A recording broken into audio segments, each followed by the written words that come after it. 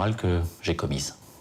Alors vous avez évoqué la chose à l'instant, hein, faut-il, oui ou non, en revenir à l'Assemblée nationale? Alors je vous pose la question là, tout simplement, j'espère que vous allez y répondre le plus clairement possible. Est-ce que vous avez pris votre décision quant à votre mandat de député socialiste du Lot-et-Garonne? J'ai effectivement pris la décision après avoir, je vous l'ai déjà indiqué, entendu ceux qui m'ont rappelé que j'avais été élu le plus régulièrement du monde il y a moins d'un an, avec 62% des suffrages, et que la justice n'avait pas décidé que j'étais incapable d'exercer ce mandat. Et puis de l'autre, il y a ceux qui ne voient que la faute morale, que je reconnais, et dont l'ampleur et la gravité sont incontestables. Aujourd'hui, en conscience, j'estime que la gravité de cette faute ne me permet pas de rester parlementaire, et j'ai donc décidé de démissionner de ce mandat. Vous ne direz même pas disputer une... Vous savez, vous y avez pensé, une partielle, hein? Vous représentez devant vos électeurs, vous y avez pensé à ça? Aujourd'hui, ce que je vous dis, Jean-François Aquili, c'est que j'estime que la faute morale ne me permet pas de rester député. Et est-ce que vous allez, Jérôme Cahuzac, abandonner la vie politique aujourd'hui? C'est fini? La vie politique n'a de sens que lorsque l'on est élu. Ne l'étant plus, je n'ai de fait plus de vie politique.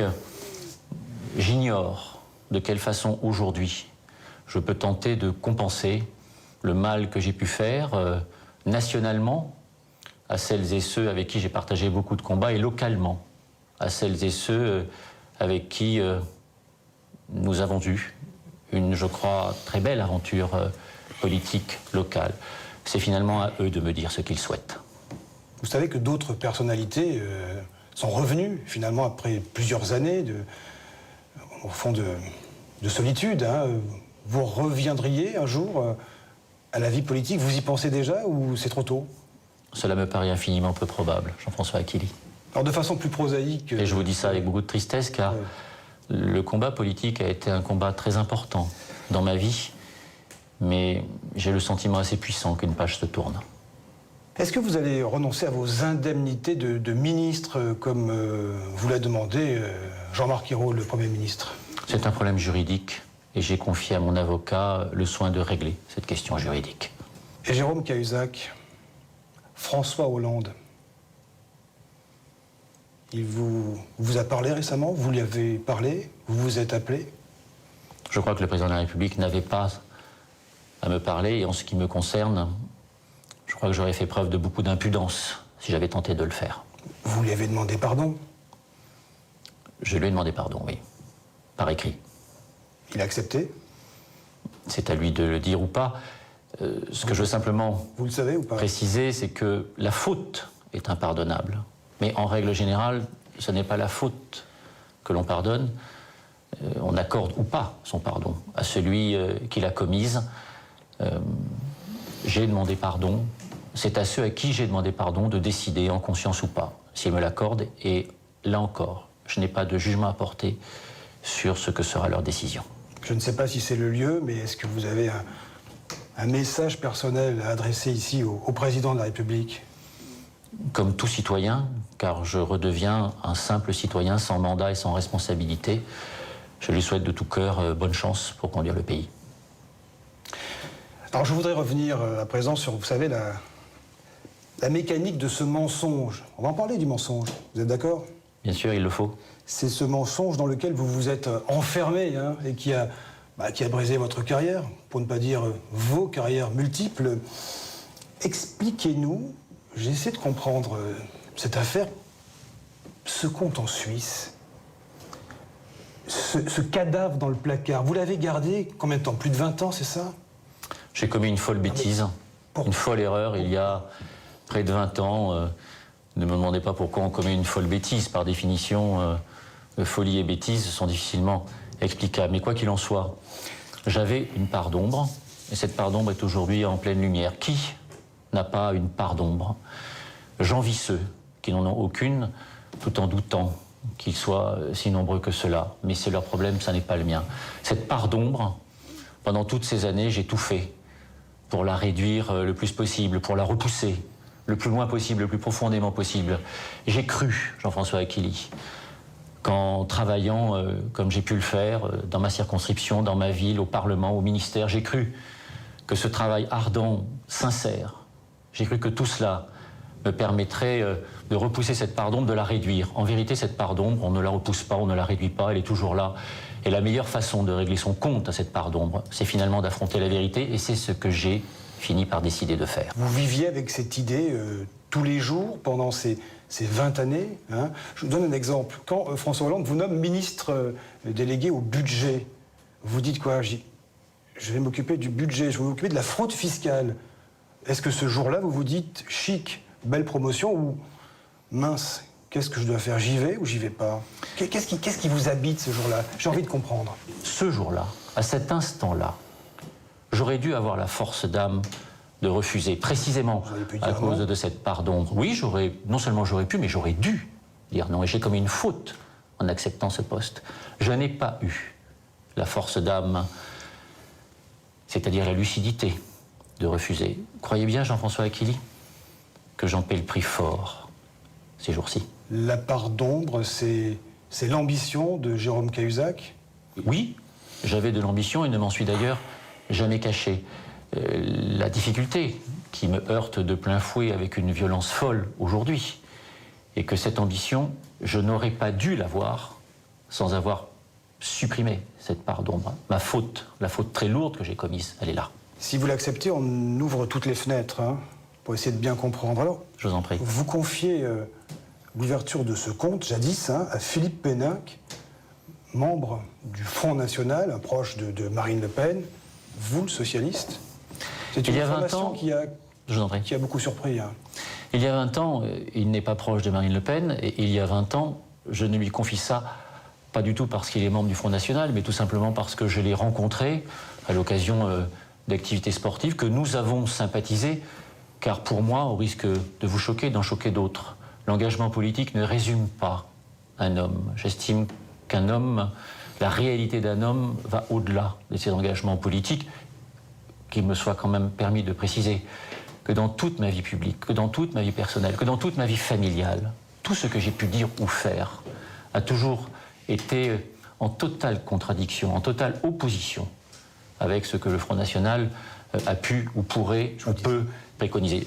J'insiste sur ce sujet, pardonnez-moi d'être un peu long.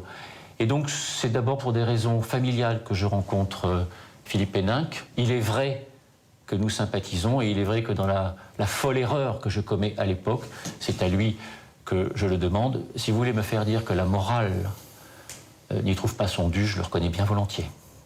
Alors justement, puisque vous parlez de prise de conscience, quel est le déclic il y a 15 jours quand vous décidez d'aller voir les magistrats et de dire la vérité et de passer à autre chose, quoi, de tourner une page? C'est quoi? C'est une prise de conscience, ou vous savez que peut-être de façon plus mécanique, que les magistrats, les juges vont découvrir l'affaire? Qu'est-ce qui vous décide? Qu'est-ce qui vous motive ce jour-là? Ce n'est pas il y a 15 jours que je le décide, c'est avant. Si le rendez-vous a eu lieu il y a 15 jours avec les magistrats, c'est pour des raisons pratiques et non pas pour des raisons de fond. D'agenda. Des raisons d'agenda ne tenant pas à mon agenda, à moi. Après ma démission du gouvernement, je comprends qu'il faut cesser avec cette situation parfaitement malsaine, une situation qui a notamment pour conséquence le fait que je me consume littéralement de l'intérieur. Ceux qui m'ont vu depuis le mois de décembre, en janvier, en février, en mars, ceux qui m'ont vu travailler à ce moment-là, voient bien que je suis en train de me consumer, car cette contradiction interne que je porte en moi, en vérité, je ne la supporte plus. Après ma démission du gouvernement, j'ai finalement le sentiment, la conviction que seule l'acceptation de la vérité me permettra de lever cette contradiction, je l'espère, de rebâtir une vie, en tout cas, d'être en accord avec moi-même. Et donc je décide de dire la vérité, et avant même d'aller trouver les magistrats, je renonce à tout recours, notamment en Suisse. Je renonce à toute procédure qui permettrait d'éviter que les preuves ne soient un jour à la disposition de la justice française.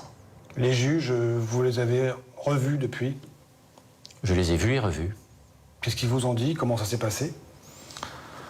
Là, on aborde un sujet dont je ne parlerai pas, Jean-François Achilli, car j'ai une épreuve judiciaire qui m'attend.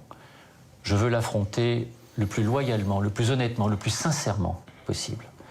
Et toute déclaration concernant cette procédure judiciaire, cette épreuve judiciaire, toute déclaration qui pourrait apporter des éclaircissements sur le processus, les mouvements, les dates, tout cela, je le réserve au juge d'abord et n'en parlerai le cas échéant publiquement qu'après. Et la question que vous me posez, me semble-t-il, est de ce domaine-là. Je n'ai pas à dire comment les choses se passent avec les juges. Cela relève du dialogue que j'ai avec eux. Et ça vous appartient. J'ai quand même envie de vous demander si... est-ce que vous avez peur de la prison? Est-ce que vous avez peur un jour d'être derrière les barreaux, privé de liberté? C'est une possibilité, c'est un risque.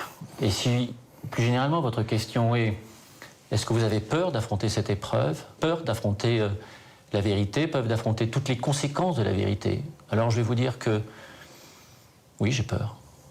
Oui, j'ai peur, mais je le ferai quand même, car je pense que d'abord, nier la peur ne supprime pas le risque, et qu'ensuite, c'est parce que je saurai surmonter cette peur que je parviendrai à me redresser. J'ai commencé à me reconstruire, c'est nécessaire, et peut-être plus important encore, à mériter l'affection et l'amour de mes amis et de ceux qui ont pour moi encore ce sentiment-là. Jérôme Cahuzac, on a parlé de sommes étonnantes, hein. Bon, 600 000 euros, 15 millions d'euros sur ses comptes en Suisse, à Singapour. C'est vrai tout ça? 600 000 euros, oui, le reste, non. Mais d'où ça vient? Je ne sais pas d'où viennent les rumeurs. Ce que je sais, c'est que la justice française aura tous les documents concernant les activités illicites que j'ai pu avoir hors de nos frontières. J'ai déjà dit au juge ce qu'était le montant de ce compte à l'étranger. J'ai indiqué ce montant et c'est la raison pour laquelle je vous le confirme, 600 000 euros. Les sommes que vous venez d'évoquer n'ont rien à voir avec la réalité. Mais et la procédure judiciaire le montrera. Pourquoi est-ce qu'on devrait vous croire aujourd'hui? C'est bien tout mon problème. Pourquoi me croire aujourd'hui dès lors que l'on m'a cru à tort hier? C'est la justice qui me permettra de démontrer à vous, aux autres, que ce que je dis maintenant est la vérité. D'où vient l'argent? De mon travail. Des laboratoires pharmaceutiques? Dans le cadre de mon travail, j'ai eu effectivement à œuvrer avec des laboratoires pharmaceutiques, plus généralement avec des entreprises de santé. Et je l'ai fait après avoir quitté le ministère, c'est-à-dire après la démission du gouvernement de Michel Rocard et donc la démission de Claude Évin. Quand vous étiez aux côtés de Claude Évin, il n'y avait pas de relations troubles avec les labos?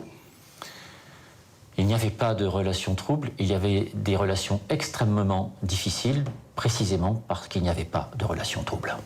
On a dit de vous que vous étiez combatif contre les labos, et en même temps, on a l'impression que vous travaillez avec eux. Il y a une forme de confusion des genres.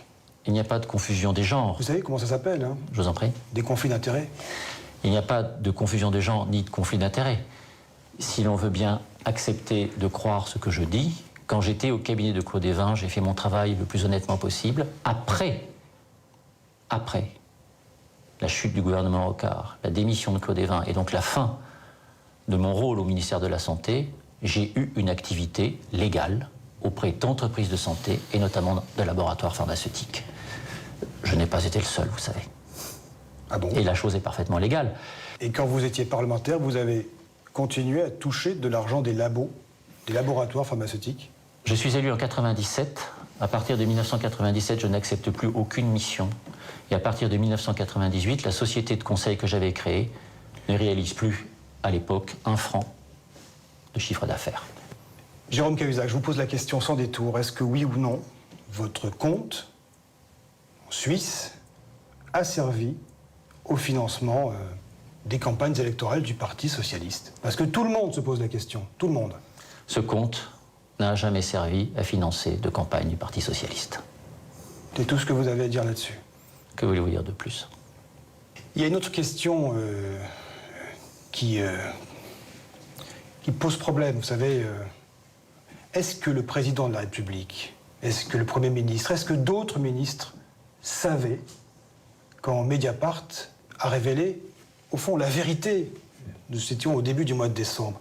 Est-ce que d'autres savaient? Est-ce que le président savait? J'ignore quel était son degré de connaissance de cette affaire. Ce que je veux dire, c'est qu'à lui, comme au Premier ministre, comme à Pierre Moscovici, je n'ai pas dit la vérité. Quand vous dites j'ignore, vous supposez que Je ne suppose rien. qu'ils savaient. Je ne suppose rien. Ce que je veux dire avec beaucoup de force, c'est qu'à eux aussi, j'ai menti. Je le regrette amèrement. Je leur ai demandé de bien vouloir m'excuser. Je leur ai demandé pardon. C'est à eux de voir s'ils peuvent ou pas me l'accorder. Je vais vous poser une autre question un peu décalée, si je puis dire. Vous en voulez aux journalistes de Mediapart qui ont révélé cette vérité? Les méthodes me semblent contestables. Pourquoi? Car je pense que jamais la fin ne peut justifier les moyens. Et il est vrai que vos confrères ont puissamment contribué à dévaster ma vie. Mais ce ne sont pas ces journalistes-là qui sont responsables de la situation que je vis. Le responsable, c'est moi. Et donc c'est à moi que j'en veux. Mais ils ont dit la vérité. Ils l'ont révélée. Est-ce que ça aurait été utile, par-delà votre personne? À chacun d'apprécier l'utilité ou pas. Ce que je veux vous redire, c'est que si je persiste à penser que jamais la fin ne justifie les moyens, le vrai responsable de cette situation, c'est moi et personne d'autre. Vous vous rendez compte, on va se détendre un peu là. Hein. Vous aurez du mal. Jérôme Mais Cahuzac, merci d'essayer. piégé par un coup de fil. C'est moche, hein? Ce qui est moche, c'est d'avoir fait ce que j'ai fait. Alors vos amis vous ont tourné le dos, hein, au Parti Socialiste, l'Ordre des médecins, le Grand Orient de France. Vous êtes frappé d'une sorte d'indignité nationale au quotidien. Cahuzac, c'est devenu même une sorte de sobriquet. On est un Cahuzac aujourd'hui. Qu'est-ce que vous ressentez avec ça? Vous êtes quoi? Vous êtes un paria aujourd'hui, c'est ça? C'est quoi l'histoire? Je comprends la colère, car ce que vous dites témoigne de la colère de ceux qui finalement me faisaient confiance, et c'est parce qu'ils me faisaient confiance que leur colère est si vive et qu'elle prend une forme si douloureuse pour moi. Ce que j'espère, c'est que le temps de la colère passée viendra, le moment où ce que j'ai pu faire dans ma circonscription, dans ma ville, au Parlement, au ministère, j'espère que viendra le moment où, avec un peu de recul, le jugement sera moins dur, car ce que j'aurai fait sera apprécié. Vous savez, il faut bien que je me raccroche à quelques espérances, sinon, à quoi bon? Qu'est-ce qui vous rend le plus triste aujourd'hui, Jérôme Cahuzac? Les raisons se bousculent, laquelle mettre en premier? Faire souffrir ceux que j'aime? Avoir créé un tel désordre dans le pays? Avoir déçu la confiance de tant de celles et ceux qui croyaient en moi? Il y a tant de raisons d'être triste et d'éprouver la détresse qui est la mienne aujourd'hui que les citer toutes est impossible. Mais dans toute cette détresse et dans toute cette tristesse, il y a une volonté. Vous avez parlé tout à l'heure de mes rares amis. Tous les amis que j'avais avant sont restés. J'en ai même découvert d'autres qui m'ont tendu la main. Ces amis ont eu des jugements très durs sur ce que j'ai pu faire pour me dire in fine qu'ils me conservaient, leur amitié et leur affection. Alors, dans cette détresse et dans cette tristesse, il me reste à être digne de cette amitié, de l'effort qu'ils font pour me conserver cette amitié et cette affection. Il me reste à être digne de l'amour de celles et ceux qui continuent à en éprouver pour moi. Vous savez que ça a été dit, ça a été écrit. Certains l'ont dit à votre place. Beaucoup ont parlé à votre place. Hein. Vous avez pensé au suicide. Dans les jours très noirs que j'ai pu traverser, sans espérance, quand on ne voit pas d'issue, il est finalement assez banal de se poser des questions fondamentales. Et puis, je viens de vous l'indiquer, je crois qu'il y a, pour tenter de rattraper cette faute, une nécessité qui est celle de me relever après avoir été à terre, d'affronter le plus dignement possible l'épreuve qui m'attend, l'épreuve judiciaire, l'épreuve sociale, l'épreuve humaine. Il me reste à assumer le mieux et le plus dignement possible. C'est ce que j'ai décidé de faire et c'est ce que je m'efforce de faire jour après jour.